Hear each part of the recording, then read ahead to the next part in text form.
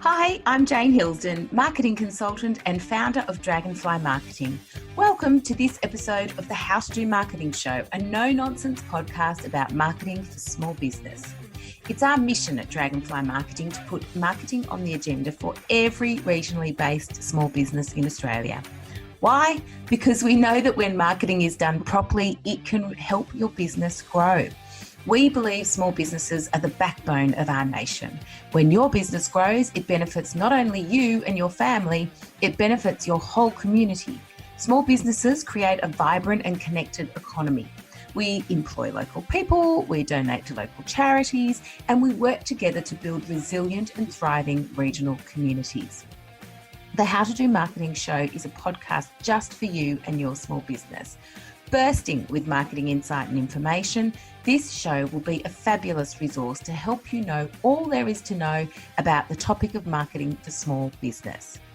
In this episode, we are talking about the topic of thought leadership. This is an interesting topic and one that you may not have spent a lot of time thinking about. And if it's not something that you have touched on a lot, or even if it is, I really encourage you to listen to Nina Christian explain what thought leadership is all about and how it can add so much value to your small business. Nina is founder and managing director of marketing agency Braveda. She has been a marketer for 25 years and worked with global brands, small business and startups, both in Australia and around the world. Nina is the chair of the Victorian Committee of the Australian Marketing Institute, and that's how I met her. She's a multi-award winner and she is an absolute enthusiast for the thought leadership and content marketing space. Nina talks about what thought leadership is, who should use it, how you can publish thought leadership, and what kind of return it can drive to your business. If you want to gain a real perspective about what's involved in thought leadership and how you can use it within your marketing mix, then tune in hard to this ep. Nina, what is thought leadership and why is it an important concept for small business owners to get their head around? Thought leadership in its purest essence is usually defined as content which is written, spoken or other that an individual or an organization creates about a topic that they're an expert in, that usually is educational, inspirational and transformational in nature. So at its core, it is someone sharing their expertise and perspective on something with the specific purpose of inspiring, guiding, shaping an outlook, and ideally inspiring or motivating an action. Okay. And so why is this important for small business owners to get their head around this? Because the landscape has changed and therefore the way people are consuming information has changed. We know that the marketplace is fatigued at the moment from the consumption of too much information. Yeah. Because so many people are putting information out, it means there is a far greater differentiator between what people perceive as valuable versus more noise in the marketplace. Yes. So I'll give you an example.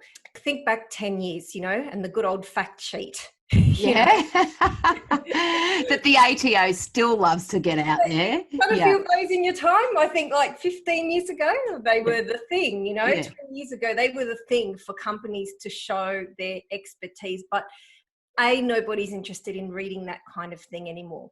B, they don't have time. They're not going to be bothered. And most importantly, it is usually information, whereas we've evolved as a marketplace and a society where we don't actually want information anymore. We want connection and we want transformation. The information, it may be a byproduct, but it's not the be all and the end all. And what good thought leadership does actually create some sort of impact. It's a catalyst for some sort of shift, be that an outlook shift or a perspective shift or an action shift Right. So it's more than just, here's some fun facts or here's some literal tips. It's Yes. more, it's a bigger picture kind of concept that might really tap into someone's, I guess, bigger picture thinking or belief system, or, something Yes. that, as you said, is a bit more transformative than just gaining a little bit of knowledge here or there. Correct. It's more than about knowledge. And I'll give you an example. If we use someone like Arianna Huffington and her talk about sleep, importance of sleep, the fact that we need to sleep is A, not a new concept. It's B, it's not something that we don't know. And there's probably thousands of professors that have PhDs and all the scientific resources and have done, thesis on all of the reasons and logic and everything that we need to know about sleep. Yeah. But Arianna was able to somehow package up and distill and present that information in a very clear, concise, easy to understandable, and most important, actionable format, which then got the message actually got through and it landed. Yes. So you can use that as an example. She wasn't necessarily selling something. She had an objective. So with thought leadership, from a commercial perspective, it might be social change perspective. All of those can fall under the thought leadership umbrella. But in her perspective, getting people to be more healthy through sleep was her objective. And because of the way that she framed, presented, distilled that information and was consistent, she became known as a thought leader in that space. And most importantly, because the words and advice that she gave actually inspired change and got people thinking and talking, that in my mind is a really good example of modern day thought leadership. And there are plenty of others, and we can talk about some of those later. But I'm familiar with the work that Arianna did around that sleep, and I can remember consuming some of her content. But I remember too, as well as her being a compelling kind of figure to be able to, as you said, kind of deliver this concept that wasn't new, that wasn't anything, delivering any kind of facts that were new to us. And she also pitched it in a way of, if you want to continue achieving the goals that you're achieving, if you want to keep doing what you're doing in business, then you can't afford to burn out. So I think that the difference between a PhD explaining the scientific facts around the physiological benefits and emotional benefits of sleep versus Arianna coming to us with the idea that if you don't get your sleep, you will not be the successful person that you are, completely resonated with her audience. So absolutely. And just having that lens always of the what's in it for me in terms of your audience, it's almost exactly like what we're doing here around, ironically, thought leadership around thought leadership. So we're not going to go into academic expose of the history of thought leadership. We're coming at it from a perspective of what is it, why is it important, but most importantly, why is it important to you, and why do you need, what can you take away from this and put into action in your own business that's going to make a difference for you or your life. So at its core, it's something that you share that has a tangible impact and or improvement on a person's business or life. Yeah, nice. I love it. Okay. Now, here's a question, and particularly from the perspective of a small business owner. Yep. If you're going to enter the thought leadership realm, does that have to be key person dependent? Because I guess if you look at the definition there, thought, comes from something that's been thought up in someone's brain. Generally thought leadership is assigned to a particular person, a key person of influence. What happens? I mean, I guess the first question is, does it have to be key person dependent? Can brands be thought leaders? And two, I guess why I'm asking that is because what if the small business owner goes, well, thought leadership is not really for me because I don't want to be famous.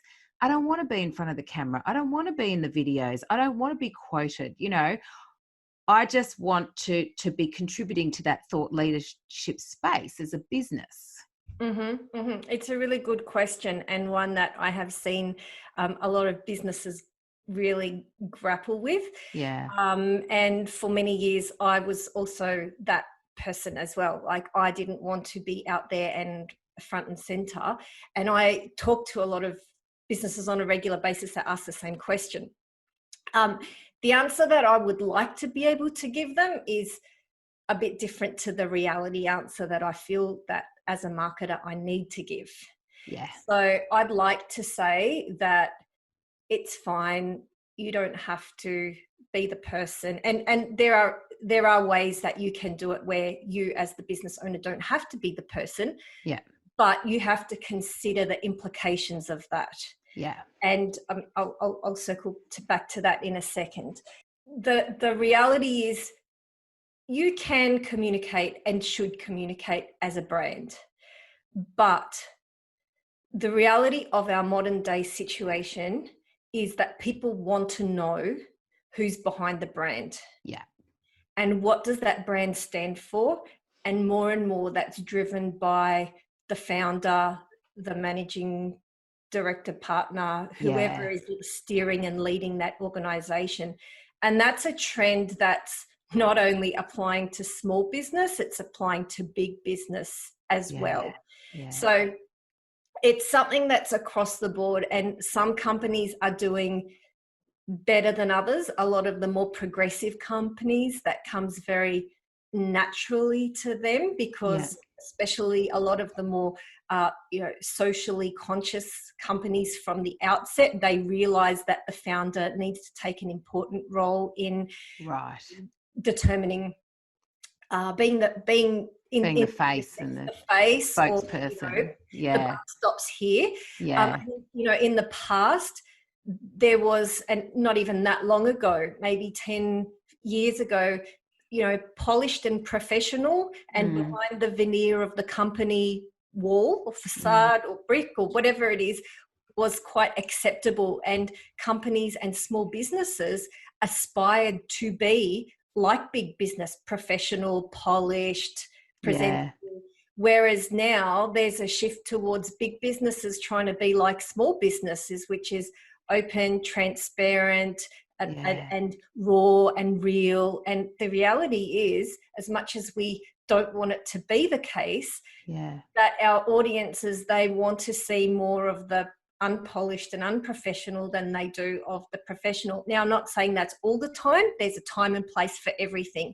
And that is another really big shift that we have to get our heads around, is that audiences are starting to regard brands more and more like personalities, in the sense that you and I, or any person, would show up differently in a different place based on who we are and what we do. So who we are going to be if we are doing a keynote speech is going to be very different to when we are training a small group, which is going to be very different to when we're at home with our family or when we're relaxing with our colleagues. We're the same person with the same values and the same ethos, but how we look, how we speak is going to be different in all of those contexts. Now, take that concept and overlay that on a brand, and that's what people are wanting from brands. They want to say, okay, here's the company website, here's the polished and professional veneer, that's the line. But now I want to see, what is that brand? How do they show up on LinkedIn? How do they show up on Facebook? How do they show up on Instagram? Now, how are they showing up on TikTok? How and the way a brand is going to show up on all of those, it needs to be nuanced, contextualized, appropriate to that, because what people are wanting to see from a brand is very different. Just to use TikTok for an example, that's a platform where businesses are just only now starting to show up, not many yet, but they will soon. Like there's a perception that people think, well, I'm not a teenage or, preteen girl doing, cool little, funky wave your arms in the air dances. I'm sure we've seen them all. Oh, that's TikTok's not for me. But there were some statistics that I saw which absolutely blew me away, which was not only the fact that there were over 1.5 billion downloads of that platform. Okay, I still kind of put it in the younger generation's basket. But when I saw then that one of the most searched for hashtags was office life, I was like, flip, that's not like preteen 9 and 10-year-old girls doing office life, seeing what brands are doing. This is people who actually want to see what's going on behind the scenes in brands they like. And then I see. Yeah, so it was like a hashtag office life, was it? So there's like a, and of right. those users, 65% of those are actually over the age of 18. Yeah. So I'm giving you this as an example to say, if you think for a second you can show up as this corporate, polished and professional brand on TikTok, no way. You need, that's where people want to see people crazy stuff, and it's endearing. And it's not to say those values are going to be different to how they are presenting when they're doing an industry lecture or a media interview. The values are going to be consistent. The expression is different. Yeah. And so bringing that back to thought leadership and the question is, it is going to be really, really hard for a business or a brand. Like, you might be a small business, but the reality is you still are a brand if you've got a company name. Yeah. It's going to be very difficult for you to show up as this multi-dimensional brand, which is what customers really want. Yeah. If they're going to have a connection with you. Yeah. Without having some behind the scenes look at the founder. Now, that's not to say that the founder has to be out there and talking all the time. There's a whole lot of ways that could happen. They don't necessarily need to be in front of the camera. Yeah. But I think there needs to be some sort of transparency and acknowledgement behind that if it's your business. Yeah. And looking back to what I touched on initially, yes, you can put other people in front of the camera, other people in your photos, other people as your spokesperson. But, you're going to have to get in there somewhere. Ultimately the buck stops with you. Yeah. And 2, are those people really living, eating, breathing, sleeping the brand's values that you represent as passionately as you? Yeah. From a risk mitigation perspective, what if that person moves on and goes and works for your competitor? Yes. Or they have a really bad social fail and that goes viral. What's the impact on your brand? Yeah. So there's all these things to consider if you want to, quote unquote, assign thought leadership to someone else. And ultimately it's pretty risky because the statistics are really compelling, especially in the B2B space around the value of thought leadership. So Edelman PR did a very wide study of over 1,000 businesses last year looking at B2B thought leadership. And of those, 75% of those businesses surveyed said that they will follow an organisation based on their thought leadership. So 75, right? Yeah. Which is massive these days because, we don't have the yellow pages anymore. Like, marketing's changed. 75% will actively follow a business based on their thought leadership. But here's the kicker, and this is where it's, businesses beware. The same study showed that 60% of people will actively stop following a business based on poor thought leadership. Wow. So even though it is such a powerful channel, it's not one to be taken lightly because it is a two-edged sword. On the one hand, the business benefits are enormous. And look, I just gave you the stats for how many will follow a business. There's also stats around how many will do business with a company, actually pay a premium based on thought leadership. I mean, that's really compelling as well. I think it's 61% of businesses said they would pay more for the same product based on good thought leadership. And I think it's 58% said that they would award business to an organisation based on their thought leadership. So the evidence is very, very compelling that thought leadership drives sales. But it is this two-edged sword because it's in the past, if you put out mediocre thought leadership, at best it was just kind of glossed over or ignored. But yeah. the stakes are so much higher now. And look, we won't even go there. What happens if you put a foot wrong? Now, we don't want to turn small business owners off thought leadership here. No, we don't. But it's something to be taken seriously. It's something to be taken seriously. If you're going to go out there and put information out, it needs to be... Do it well. Yeah, exactly. Put That's your the best bottom line. Don't Yeah. put out rubbish stuff. And I don't think if you're trying hard and your heart's in it, your customers will know that. I'm not saying that you have to have high level, ultra corporate, BHP kind of prospectus styles. Budget and starchy and overly level creative or anything like that. If your heart's in it and the content is good and it's helping people, and the basic philosophy of serving, not selling, you really actually are helping make their business better, you're helping make their lives better. That's a really good guiding principle to go by. And people will appreciate you bringing your knowledge, your insights, and your perspective to the table. So while there is that word of warning in there, it is a reality that you could be losing out on 75% of customers if you're not doing it. And that's a bit positive. So it is important to get the key person out there to some degree. There are some considerations around it. We do need to take it seriously. We may even need to get our teenagers' accounts of TikTok going and go and learn some Charli D'Amelio moves to get our message across on TikTok if that's where we need to be. But in all seriousness, what kind of content are we sharing via thought leadership? So when I say that, I mean, what kind of information? And I think you've kind of touched on that already in terms of this is kind of bigger picture, probably more sitting aligned with the philosophical side of business or topics or matters. What kind of information and what kind of content? We talked about fact sheets before, but are we, is thought leadership blogs? Is it video? Is it kind of meatier documents like ebooks? Or can it be snippets and posts and images, pretty kind of little graphics that we share on Instagram? What are we sharing? Yeah, absolutely. Really, really good point. So it's any and all of the above, anything that's actually you're putting out that's content from which they can derive value can be thought leadership. So yes, it can be blogs, can be articles, can be books, but equally it can be appearing in your local newspaper. It can be writing a column. It can be doing an interview on television. It can be a guest post. It can be somebody else talking about you.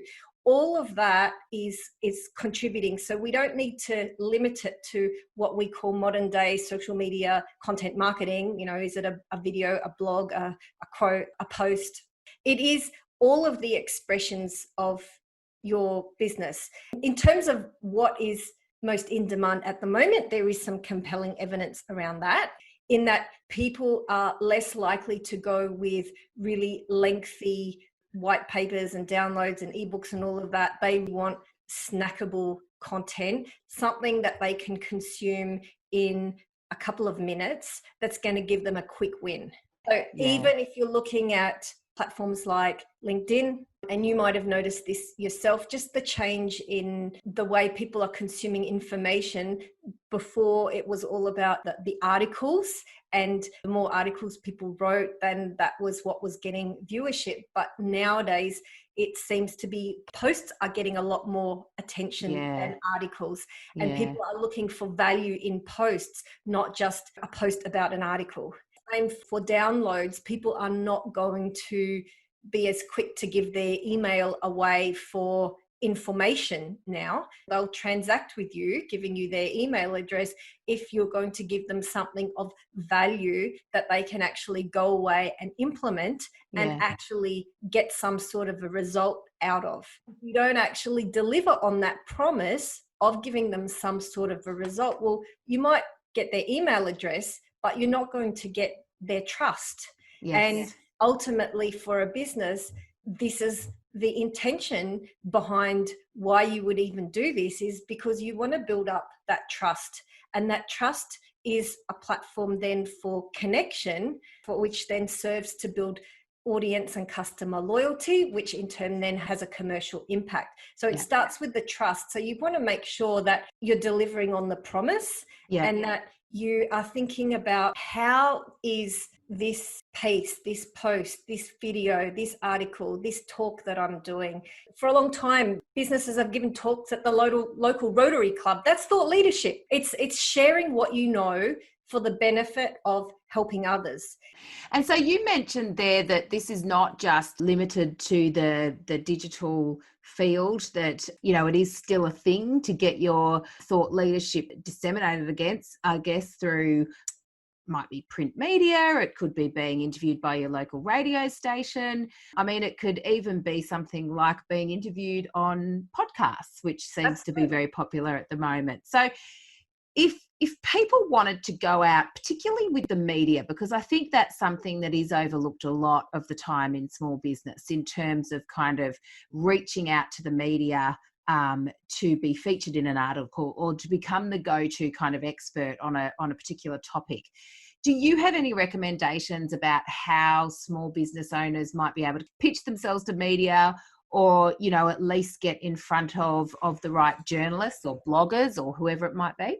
Well, I think, first of all, being very intentional about why you want to show up, what you want to share, and what the objective of that is important. And then knowing your story in terms of why you're credible and why would they choose you. Because at the end of the day, they want an interesting story. They want to give value to their viewers, listeners, readers. And if what you have to say is going to help them do that and make them look good, their platform look good, then that's going to be an easier sell. So coming at it from that perspective is really, really important.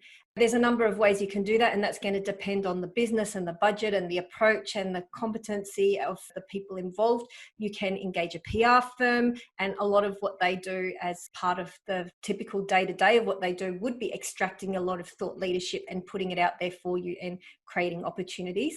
You can do that yourself, and there's various ways where you can actually go and learn step by step the process to actually do that and engage with journalists. And interestingly, there are a lot of journalists and PR people who are now teaching people how to DIY, because it is really a thing, people learning to do it themselves, and with the shift towards media being a lot more accessible. The other thing I'd say is that looking at platforms that may not necessarily be your traditional media, like your TV, radio, print, but they may be reaching your audience. So it could be industry publications, it could be events, and it could be third-party newsletters, for example, and thinking about, do you have content that would be relevant and helpful to that audience? And so, look, there are various considerations that one always has to take into account. But I think if you keep that as your bottom line, is just always looking for opportunities of where you could bring value. And I kind of don't like to use that because it's a bit of an overused term now, this whole thing of bring value. But effectively, if what you have to say will help someone's business or help someone's life in a tangible way, this is important, and you're prepared to give that away. You're not, well, I'm only going to give you that if you buy a consultation or buy my product or whatever. The whole thing about thought leadership is leveraging the principle of reciprocity, being generous. So putting out there your credibility, showing yourself as an expert so that people actually do trust you. So there's going to be that giving part of what you do. Looking at whatever platforms online or offline can support that. Yes. Yeah. Okay. So here's a question for you, and I'm sure it doesn't have a definitive answer. How long does it become? How long does it take to become a thought leader? So if someone's listening to this and going, this sounds like something that's pretty important to do, when would they start to see some of the effects of their thought leadership? Yep. Like you said, it's a how long is a piece of string answer. However, there's a few guiding principles that I can throw out there. It's going to depend on where you're starting from, and do you already have an audience? Do you already have credibility, and are you already known for something? Then your pathway to becoming a wider known thought leader is going to be accelerated and exponentially quicker than someone who's starting from ground zero, not ever done anything. But if we take the person who's not done anything at all, assume that they do have a deep area of expertise, competency and experience in their field. And the other thing that's really important that I haven't mentioned so far to take into consideration for any and all thought leadership these days is that it's really important to have a position on something. It's really important not to be just spouting out information. Be a fence sitter. Don't be a fence sitter. That's it. Like to be a thought leader, you don't actually have to come up with a groundbreaking new thought that no one's ever heard before. You do need to have a position on that. And just to give you another high profile example that, many of the listeners here, I'm sure will relate to, someone like Simon Sinek. And his books Start With Why, and his talks start with why. The whole concept of being driven by purpose was not necessarily something new, but he came with a new perspective on it, which was, this is not just important, this is the essence, and everything comes out from there. And his expression of it was in a way that people could understand. So when I go with that, you don't have to feel that you can't be a thought leader because you haven't come up with some whole new concept or terminology or framework or anything like that. You can simply take a position on something.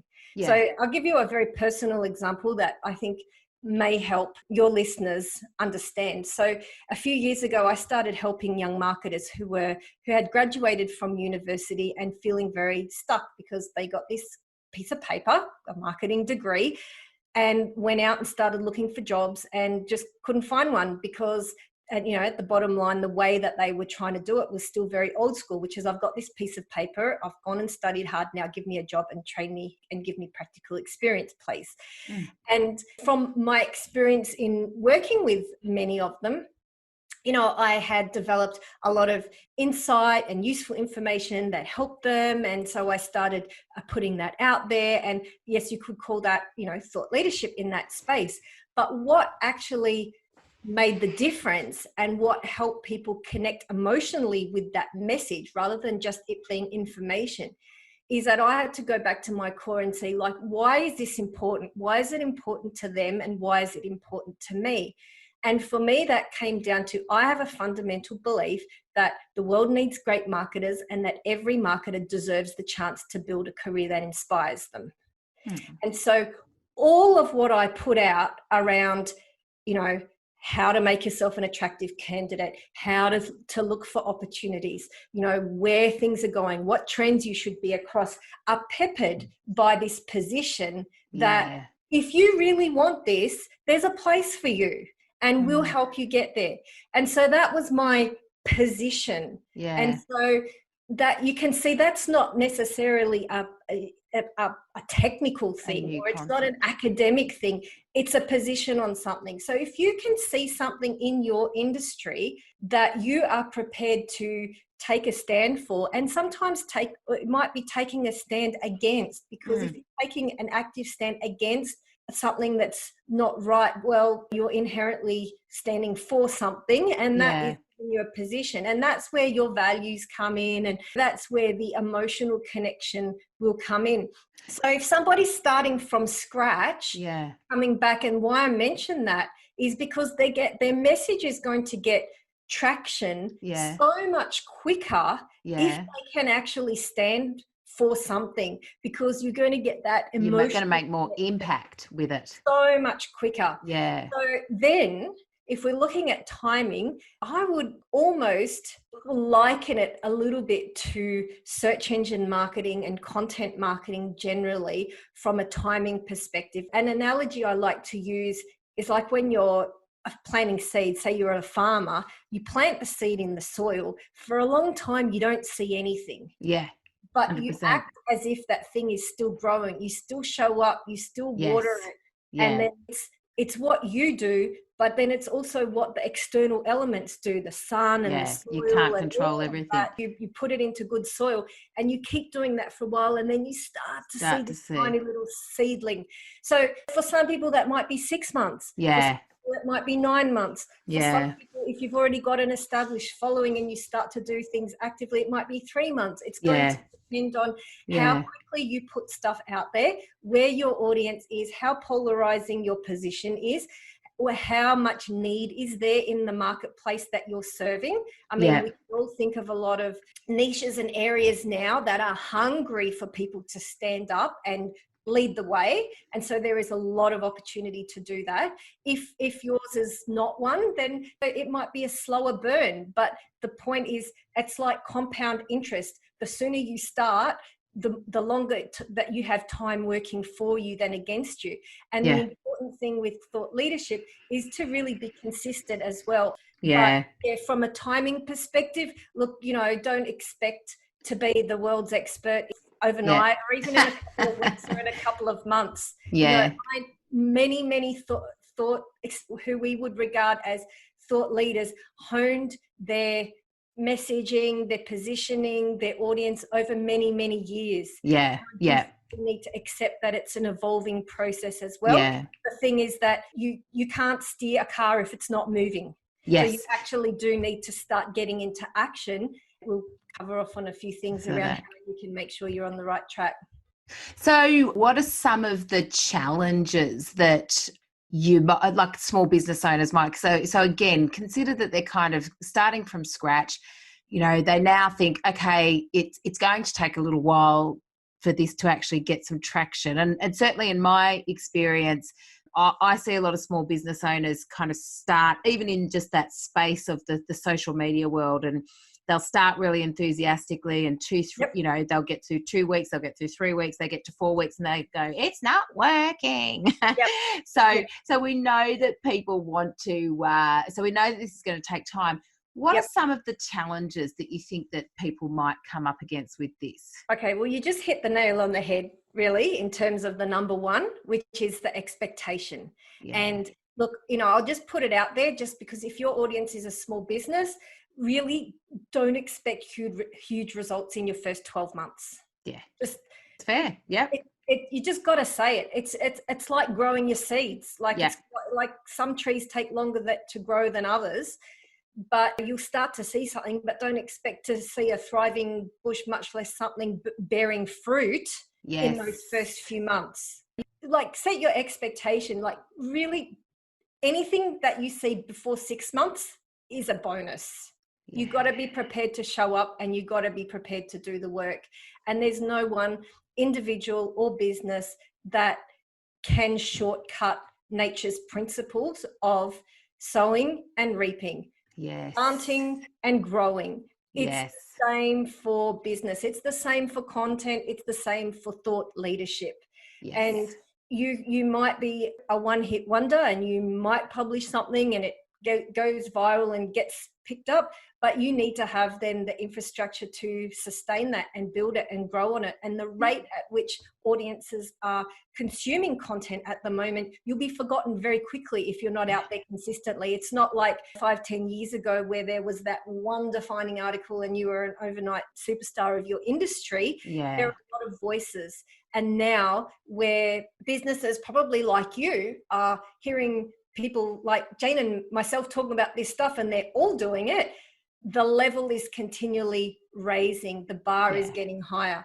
So some of the, coming back to the challenges, and I think I've drilled home that one around expectations, set realistic expectation that it is going to take time, but pepper that with the fact that if you don't do it in 12 months, your competitors will have done it and you still won't have done it, and you're still going to have to serve your 12 months of showing up and consistency before you start getting results. So you should actually start doing it, because things are not going to change. It's not going to get easier. I think now is the time to be showing up and putting out good thought leadership content consistently.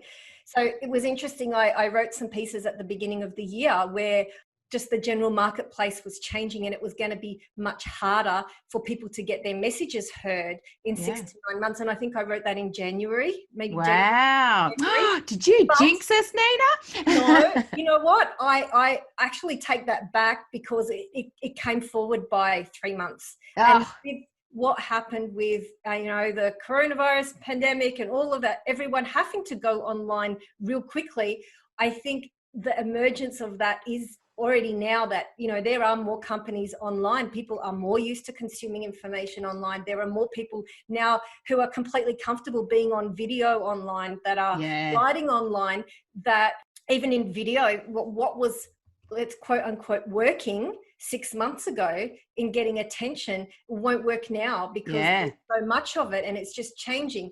So, bottom line is like, now's the time to start because it's not going to get any easier. And the longer you've got time working for you. Now, the other challenges that definitely that small businesses face is consistency, like you said. And if you don't have a process in place, you are not going to follow through because creating good content is hard. There's no ifs or buts about it. Even for marketing agencies, it's hard. Even for big brands, it's hard.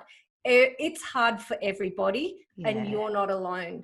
So the key is to have a look with someone who got a good handle on marketing, might be someone you know, or your marketing consultant, or someone like Jane, or someone who can give you some solid advice and help you, if you don't already know this, understand where your audience is and what are the main problems they're having, and what do they look for from you, what solutions and help can you bring, and then doubling down on a plan to show up consistently. Even if it's on one platform, it's better than nothing, and it's going to help you start your content creation muscle, because it doesn't come easily for anybody. You have to work at it and you have to get better at it. Yeah. And that's a beautiful segue into the next question, because you've actually developed one of those content systems that can help small businesses, or I imagine any size business, produce this kind of content. Yeah, well, you know me, like, and we kind of had a bit of a joke around it before. It's really about looking for efficiencies everywhere you can. Yeah. Tell us about it. What's this system kind of based on? What do you do here? It came off the back of a lot of, I guess, frustration that I had felt even in my own agency around not being able to produce content at a scale that I wanted. And I also saw so many other agencies, friends and colleagues and industry peers studying with the same thing. And we're agencies, we do this stuff, not to mention small businesses who struggle with this and don't have a lot of budget for it. Yeah. Like the only ones who were really nailing it well were large corporations with a really, really big budget, or people starting out with like an incredible amount of time on their hands. Yeah. But for everybody else, it was really, really hard to do it consistently. Yeah. And so working out what you can use to, and there's that term, you probably heard of it, repurposing. And that doesn't just mean putting the same stuff everywhere. Yeah. It really is important to contextualize your message to different platforms. However, there are ways that you can do that while still maintaining efficiencies. Yeah. So my process that I developed, and I'm happy to share that with your listeners, we can give them some information as to where they can go and get that, really derived from how do we produce content at scale on a sustainable basis, but also make sure that it's authentic and uniquely you and reflecting your brand, because that's another mistake that a lot of small businesses make. And I'm sure that many listeners in the sound of my voice at the moment have made this. They've thought, I need to go get content. And they've tried to outsource to some random freelancer and say, hey, can you produce content about X, Y, and Z? And basically they've just burned their money because they get stuff they can't use, or it's not sustainable, or they don't have an ongoing relationship with that person, or that person doesn't really understand them. And readers are so attuned these days we have to give our audience way more credit than a lot of businesses do. They're not dummies. They really have such finely attuned senses that if you haven't written something and you've just outsourced it to someone and said, you know what, can you write me something that includes these keywords or about this topic? If it's not deeply reflective of your business and talking about your experiences as a business and your insights, people are going to discard it. And so that's just, I guess, on the mistakes and challenges side. So having a process that you can actually take information that you have within your organization. There are a few keys you can do this. Something else you can do is just document everything.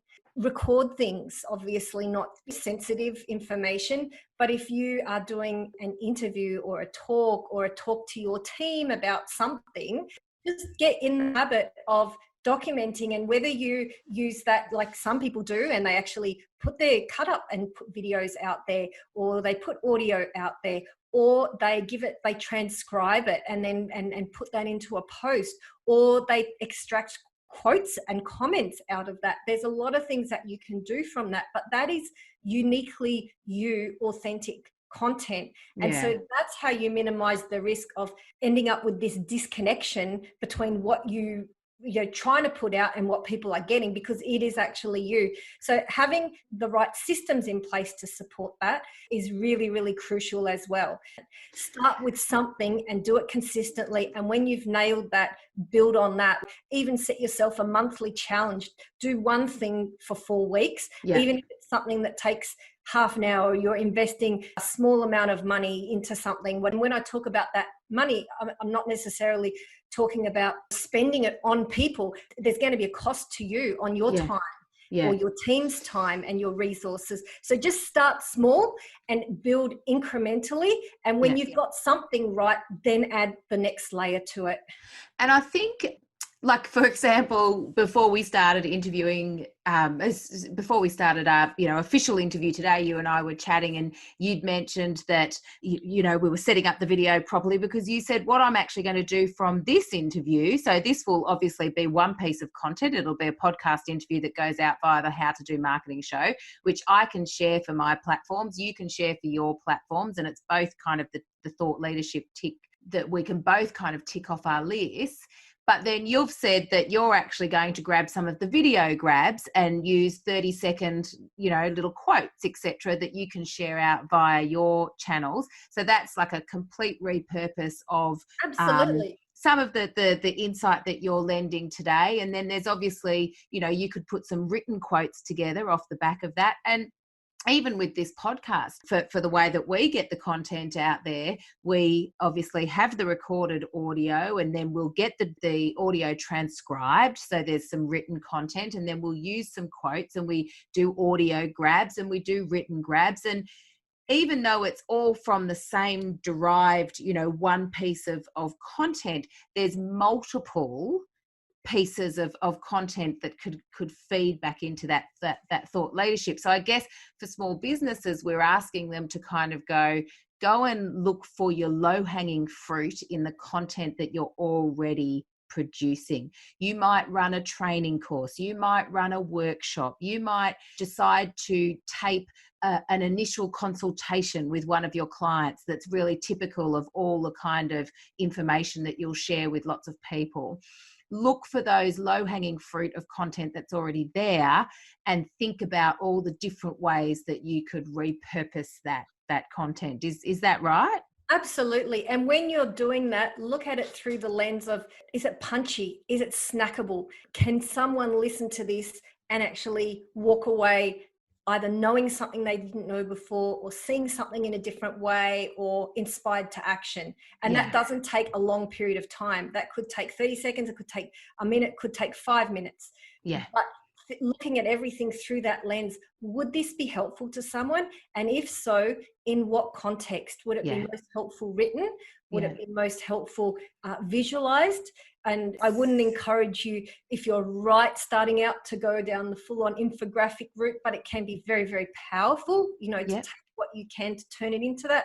But initially, if you're just starting out, I would say that something like a LinkedIn post where you're actually sharing something of value once a week is not too hard an ask. And it will start to help you. Like, A, it will already start building your brand, but B, it will also start you getting into that way of thinking, which is looking for opportunity everywhere. Is what I'm saying going to serve someone? Yes. Because if you're doing that in the natural course of what you do as a business owner and how you show up and how you serve your industry, that then comes across far more helpful and authentic than you going and saying, oh, hey, can you go and write me a blog post on 10 ways to grow your dental practice or something like that, where I think people are over listicles and to-do lists. They've heard all the stuff that is they mentally assent to as correct. They know it.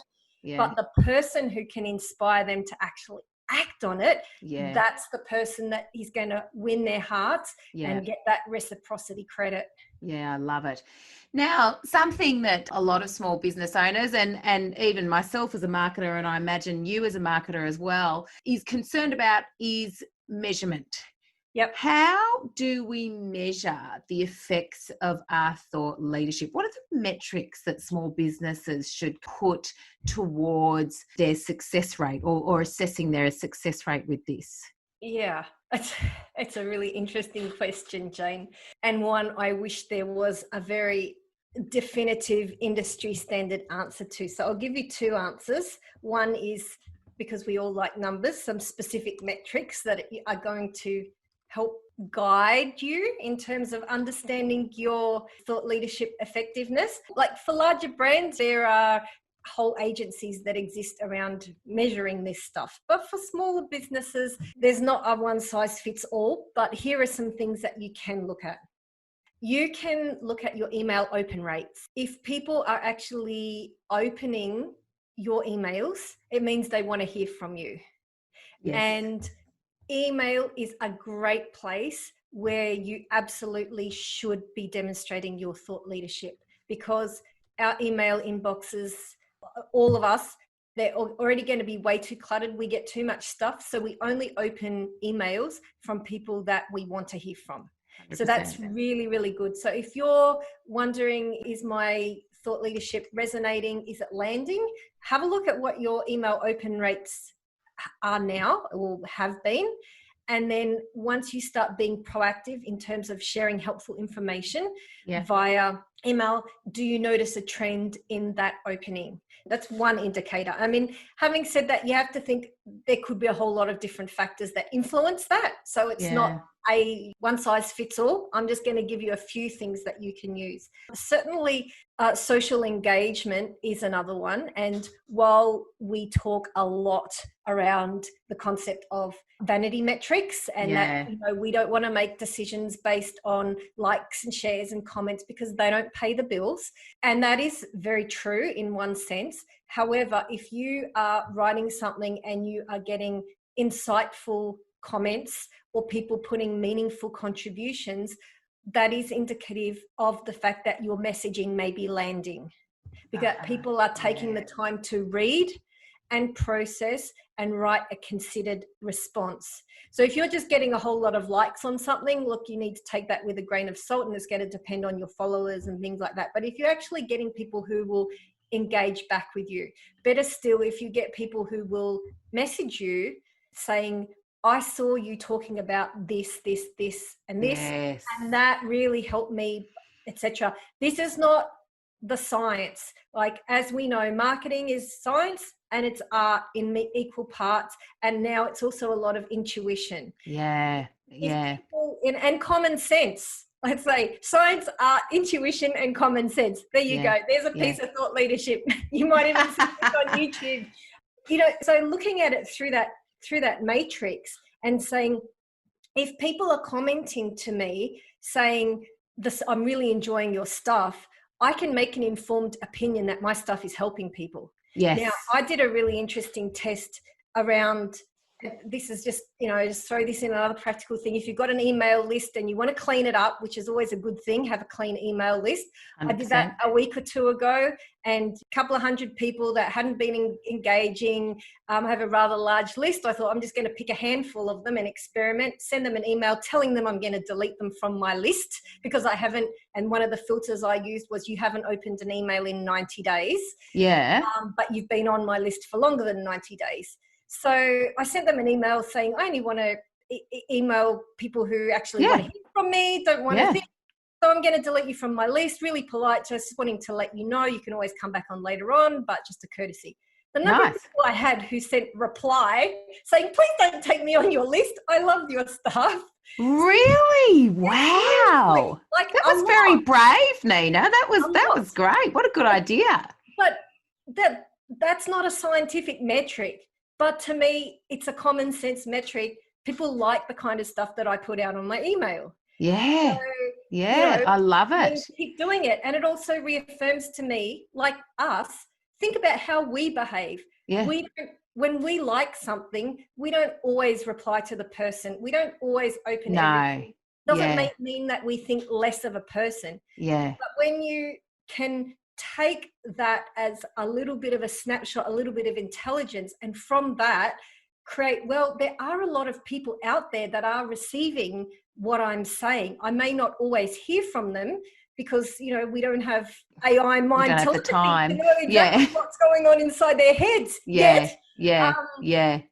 But that's another thing that we can do. So other things that you can look at is obviously your cost of acquisition, what you're spending on marketing overall in a particular period versus how many customers you are getting. And if you're doing more thought leadership and you're spending the same and you're getting better results, or you're spending less elsewhere and getting the same results, then that's indicative that you're tapping into the undeniable evidence that thought leadership does drive sales. Refer back to those statistics that I mentioned at the top of the show, which was that 58% of people will award business are based on a company's thought leadership. So, and then something else you can look at is if you're in the B2B space, the length of your pipeline, if that's happening quicker because people have that trust factor nailed because they already know you. So they're not having to get to know you through the sales process. That's another metric that you can track.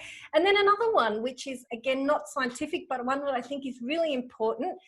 How many non-customers are referring business to you? Right. That's one that I really like because customers may be referring other people because of the fantastic customer service they're getting, or the wonderful product, or the nice little notepad you gave them, or whatever it is that you're doing to keep them happy. But non-customers probably aren't experiencing that. But if they're seeing you show thought leadership in the marketplace, they will often say, hey, are you looking for a dentist or a pool cleaner or a tire manufacturer or whatever it is? You've got to talk to this person. And so having these people out there as advocates, and I think in our online connected circles, we're starting to see more and more people in that who are in the online space who may not necessarily know us, but are referring business. So that's another one that small businesses can use. That's great. Excellent. Can I say one more thing, which is completely not scientific, but really important? You can't measure it. It's not a metric. Yeah. But you know that principle that I referred to, you go back to Robert Cialdini around reciprocity, and that is people might have been getting information from about your area from a whole lot of different sources, and they probably have. They've been gathering information in their pretty little heads for so long. But if you can be the person through your thought leadership that actually gets them over the line to take that first step, or to take action, or to get that result, you will be the one that will be credited with that reciprocity. They will feel forever grateful. They will have an inextricable link in their head between this brand and this person and this result that I got. Yeah, I love it. it's completely not a metric, but it's a really, really good thing. way. Oh, I'm a huge believer in karma. I'm a huge believer in karma. And look, that at the end of the day, that comes down to remarkability, doesn't it? Absolutely. Yeah. So, gosh, Nina, you've shared so much with us and you're so passionate about this topic. I love it. I love all of that fantastic insight and information that you've been able to share with us. And as I mentioned before, you have got a thought leadership content system that you've developed to help businesses with. So if small business owners want to kind of get in touch with you to find out more about this or maybe more about some of the other things that you offer, where can they find you? Sure. I think in this context, I'm probably best to send them to the website thoughtleadership.io. I'm really making this a centralized resource for businesses and individuals that really want to go further in developing their own thought leadership. So yes, I do provide thought leadership services through my agency for clients, etc. But I also teach a lot of businesses and entrepreneurs and marketers how to do thought leadership well themselves and go behind the scenes with a lot of these systems and processes. And I equally just put out a lot of resources which just help and support people in their own thought leadership journey wherever they're at. So yeah, it's very fitting for the purpose of this podcast. Go to thoughtleadership.io. Fantastic. Okay, brilliant. Thank you so much for all of that information. And I'm sure everyone will be very keen to check out the Thought Leadership site. I'm sure they can also connect with you on LinkedIn as well. And we'd love to hear your feedback on this interview. So thank you so much for that, Nina. Really appreciate it. My pleasure, Jane. Always lots of fun talking to you. Well, what did you think about thought leadership? I know for me, it works. I've positioned myself as a thought leader in the small business marketing space for many years now.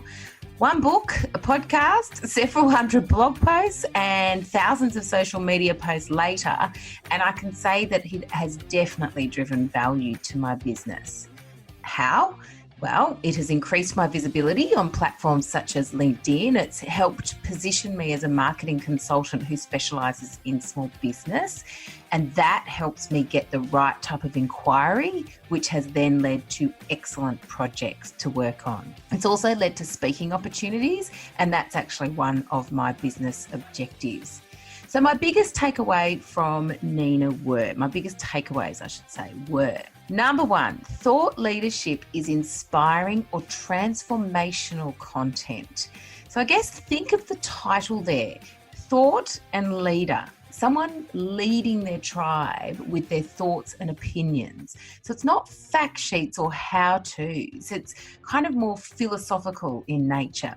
So well-known thought leaders in the marketing world are people like Gary Vaynerchuk, or Seth Godin. Seth and Gary's content inspires us to think a bit differently about marketing. It inspires us to behave in a certain way. It's thought-provoking. You can disagree with it. Number two, people want to know who is behind a brand.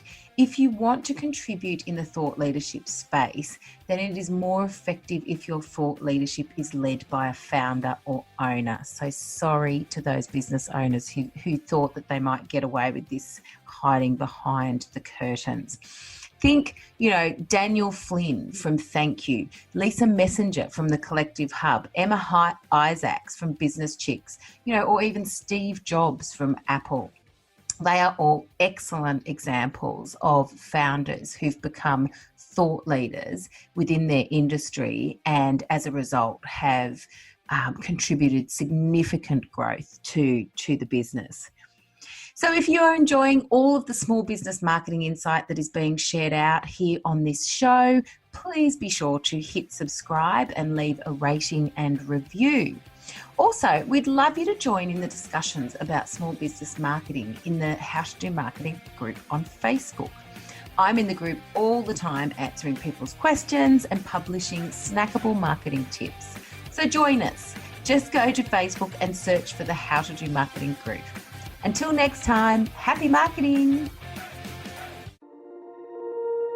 You've been listening to another Morgan Media production.